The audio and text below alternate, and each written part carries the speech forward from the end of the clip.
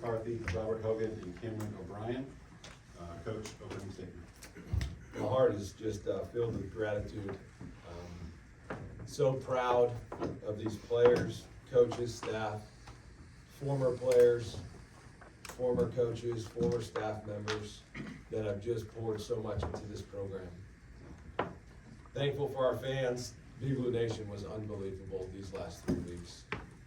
Even dating back to the last regular season series of the year, just absolutely incredible. Our fans really showed out, and this is my plea to get them to come to Omaha, create that same environment. Our players, they're unbelievable.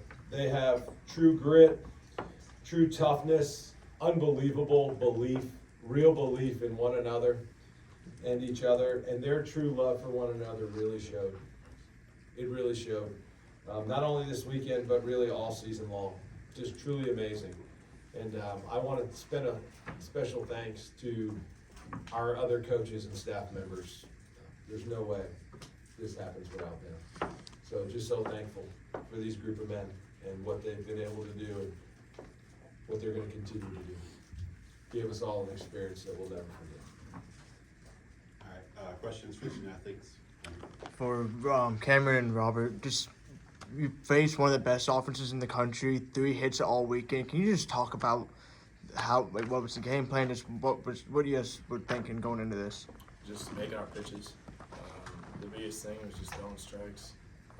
They haven't seen us before, and so that's to our advantage. They haven't played us all year. We haven't played them, so we get to learn every day, and so just making our pitch, see what happens, and that was the best outcome for us. Yeah, once again, Coach Roselle called a great game. He's been nails in the postseason, so we're just going out executing quality pitches, trusting what he calls, and Dev's got us back there behind the plate, so we're just going on the attack and executing quality pitches. Daniel here with Tony Sports Radio. Devin, you go back to media day, I believe there were a few of us crowded around you, and I think it was Brian Millen that asked you if the goal was Omaha, and you said yes, and you said your mom already booked your hotel. Just how surreal is it now? It's crazy. I mean, you always, you're going to get there, you're confident in getting there with your squad, but man, when it actually happens, it's like, you look around and we're like, we're going to Omaha. And it's crazy. It's crazy. And, we all couldn't have done it without the coaching staff, Mr. Mitch Barnhart, all the higher ups, everybody. Everybody's all hands on deck when it comes to this, so. Nolan, this for you. Just can you take me through the play where you scored the go-ahead run, just kind of how it unfolded from where you were at? Yeah, I was on second. Coach Min just making sure, telling me to be balanced on my skips. Don't want to get back picked or anything like that. It's a big run. And I saw it squeak by, and I was running to third, and immediately I saw their pitcher wasn't covering. I think I ran through a stop sign, but it ended up working out. So, yeah, no one's covered home, so might as well take what they're going to give you. Were you worried that you dived too soon? No. I told Robert before the game that I was gonna Pete Rose dive today. Yeah. And it ended up happening. I mean, he's crazy, so. John Clay, Herald Leader. Robert, can you talk about the at-bat with Bazana there with first and third when you got him? I mean, that was a huge play in the game. What were you trying to do, and how did you get him out? Yeah, the biggest thing, just thank Roselle. He's like, dude, just trust your stuff. They can't hit it. Everyone behind me had my back and was like, you have the best stuff here. And so I just did that, and I was like, I'm just going to trust my stuff, throw it, and if he hits it, he hits it. If he doesn't, he doesn't. He's one of the best hitters. He's a Golden Spikes finalist. And so, I know I had to throw my best stuff to get him out. Down here. Dylan Ballard, Sea of Blue. This is for any of you guys. How does it, the fans being there? I know Coach has mentioned it, a few of you guys mentioned it, but how did it help at times, them just kind of being behind you guys, getting loud when you needed it, and just, I think Nicholson yesterday said it was like having an extra man out there. Can any of you guys elaborate on that? Yeah, I'll go. Sometimes you gotta look around in the game. I'm fortunate enough to be behind the plate, so I get a decent amount of time to look around and enjoy the environment. And I'll never forget after he threw that ball, that slider behind the dude's head. I looked back at Mr. Bryan behind the plate, and he just looked at me and started laughing. I was like, "It's loud, isn't it?" Yeah, it's loud. So, man, BBN, they do the most for us, and we appreciate them. I mean, we could totally feel them all week. I was sitting on my couch with my roommates this morning, and it's like 9 p.m. game. You think they're going to show out? And man, this is the craziest atmosphere I've ever been a part of. And I mean, we played the Super Regional at the Box last year. Just absolute support from those guys, and it's just amazing. It's amazing that BBN showed out, and it was absolutely a home field advantage. Whether it was a neutral site, it was a home field advantage. It was awesome. Yeah, that was the coolest thing ever. I mean, it's 9 p.m. You kind of like, you're looking, see the people are showing up, and then, I mean, 7:25, you see people running to their seats. It's like, holy cow, it's kind of surreal, you know, coming to see us play. And I mean, it's something that it makes us want to play for them and play for the state even more, because having them there, it means a lot. It shows that they're here for us, and that just makes us want to do better. Yeah, it's awesome. I mean, we're looking at a 9v1 mentality on the mound, and you got Dev back there fist pumping, but nothing like BBN just getting loud when you get 2 strikes or you get a big out. I mean, it's super special and really helps us out there on the field. Yeah, for the guys other than Nolan, can you describe what you were thinking when he was running around third base for that play? And how much does that play kind of sum up this team's mentality and what you guys do the way you played all year? I knew he had it. I seen it happen. I mean, like, he's always being crazy.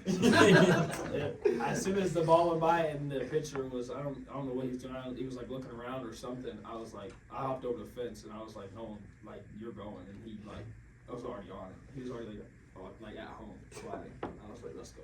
Yeah, we were in the bullpen, and I was like, I was watching, and we were all like, oh my gosh, no one's doing it. Pitcher's not covering, go.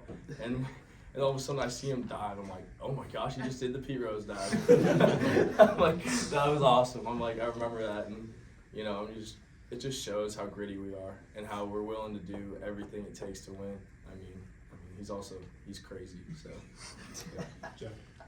Jeff Drummond, Kentucky Rivals. Devin, you probably had the best view of this, but Mitchell Daly's play on the ball down the line.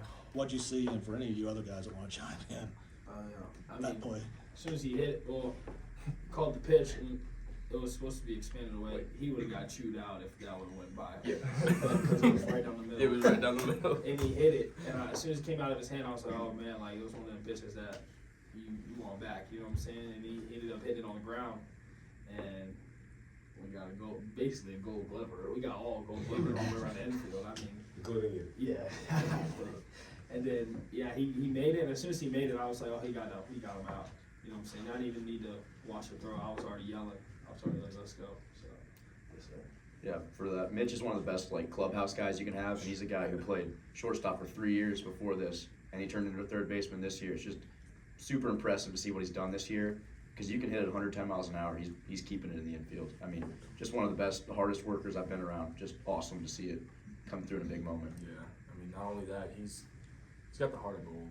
I mean, he's there cheering everyone on. He wants everyone else to do good, and we all love him to death.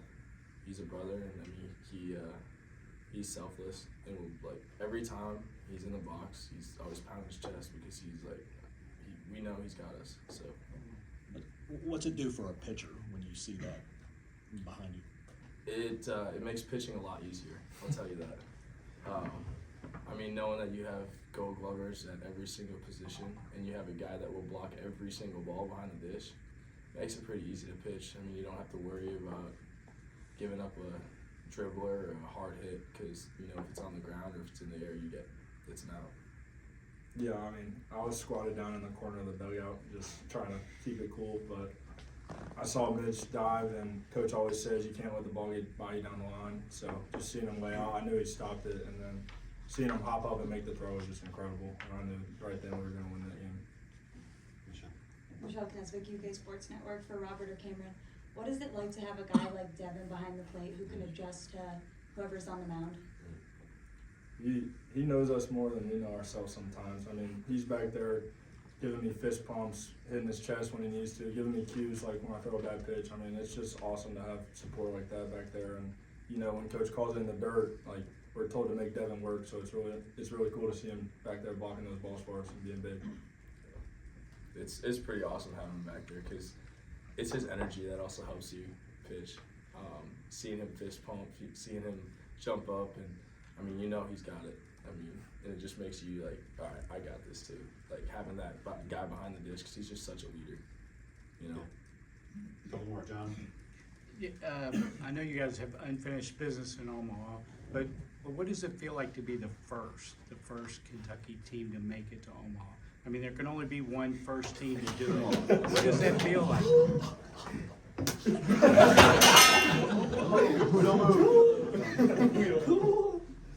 I'll start. I mean, this is something Devin and I have been talking about since our freshman year. We were just probably hitting down here more than anyone else when they were on the road and stuff. I mean, we were just down here talking about Omaha in a couple of years. And Coach Minge, I think was it our freshman or sophomore year? We had to read a book called the Energy Bus. But we started calling it the Omaha Bus because we're going to get to Omaha.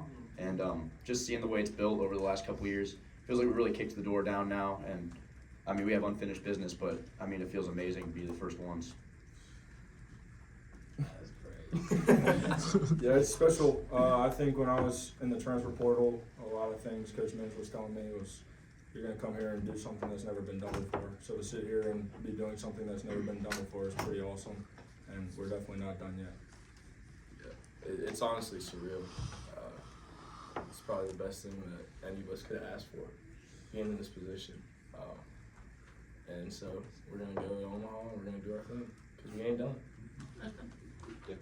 Robert, you were chatting with Darren and me prior to, I guess, yesterday's game about how you felt like breaking pitches would be a key this weekend against the Pac-12 team. Did that give you confidence? Clearly did it play out the way you thought it would? Yeah, I mean, it goes to say, I mean, we all have really good stuff. Everyone up and down the staff. And being able to throw it in there for a strike makes it 10 times easier. I mean, look at Johnny. He just threw 3 breaking balls to end the game.